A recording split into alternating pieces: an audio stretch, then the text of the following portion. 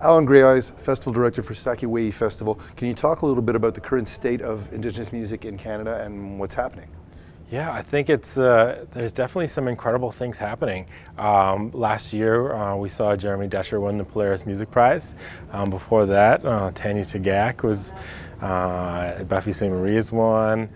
Snotty Nose Res Kids was in the running last year too. So I mean, like, there's some incredible music being made, and it's not just the stuff that we've seen in the past, like the singer-songwriters or the country artists. You know, these artists are coming from multiple genres, expressing themselves through music, but also bringing some new messages.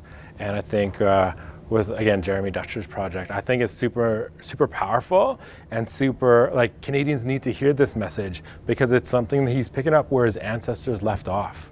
And I think that's very important because we've had multiple generations of people who haven't been able to practice the traditions, the ceremonies, and the language has been beaten out of them in some cases. And so, yeah, for Jeremy, again, his project to have this type of success and this type of attention is, I think, it's something that's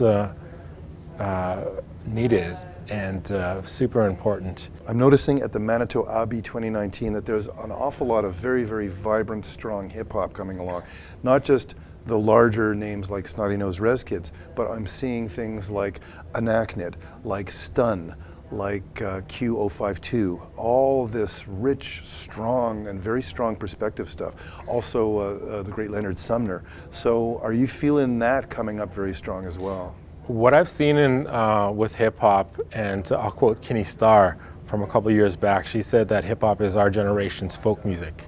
And for a lot of these Indigenous kids, I think it's one of the forms of expression that's easily accessible. So you don't need to go to a music school. You don't need to know how to write music. You can just, like, pick up the tempo, the rhythm, and say stuff that you're feeling it and share your perspective with the world. And I think that's super important.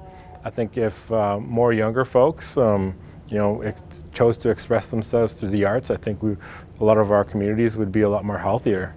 And so, yeah, again, like, it's one of those things that's more accessible, and so more people have access.